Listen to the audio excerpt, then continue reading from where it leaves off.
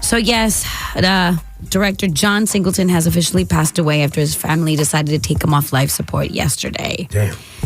So his family says that he died peacefully, surrounded by his family and close friends. So John had suffered a stroke about 12 days ago after returning from Costa Rica, and he was experiencing problems with his legs, decided to get himself checked in at the hospital, and he suffered a stroke while he was at the hospital. This was around April 17th. So the family just, said that he quietly struggled with hypertension. And they also released facts that over more than 40% of African-American men and women have high blood pressure. 40%? Yeah. And they're just, pushing people to recognize the symptoms. Visit heart.org for more information. Just pay attention to your body. I know a lot of people, too, who suffer from hypertension. People got to be careful, too, on planes when they notice things. You get blood clots on planes. I go on my tirade about eating animal products and eating these high fatty meats that cause your cholesterol and your blood pressure and all that to skyrocket. I don't think anybody wants to hear that right now. But listen, guys, you guys got to get off of that stuff, B. That dairy, that animal, it's killing people. Our bodies, especially if you are a lot of indigenous people, black folks included, we're indigenous too. That meat, it's not good. Periodically, I don't think it's good for anybody. Periodically, but the diabetes and the heart disease for black people is beyond. Right. Beyond. Taraji shared a beautiful message, just basically really opening up about he was the first one who gave her a shot. He's like, I have a star on the Hollywood Walk of Fame because you saw something in me that nobody else did. Imagine being a young black actress right at that time.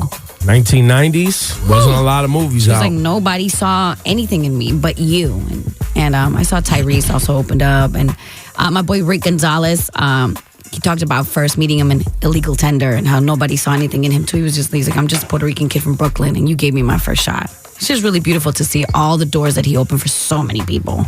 Yeah, John Singleton was committed to showing the story of black folks and minorities living in certain circumstances. If you haven't seen Higher Learning, if you haven't seen Baby Boy, even most recently what he was doing with Snowfall on FX. Yeah. Man, is incredible. I hadn't even gotten to it yet. Snowfall is amazing. Is great. When is that coming back? It's supposed to come back, right? Yeah.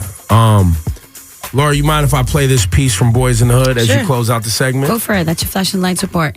Time is 8:06. High of 65 degrees. This was the first time I ever even heard the word or the description of gentrification and what was happening in black neighborhoods all over the country was in this movie, Boyz In The Hood. This is 1991. Why don't y'all take a look at that sign up there? See what it says? Cash for your home? You know what that is?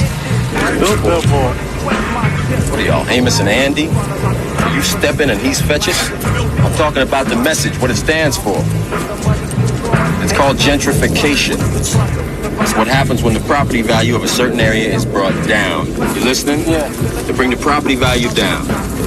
They can buy the land at a lower price. Then they move all the people out, raise the property value, and sell it at a profit.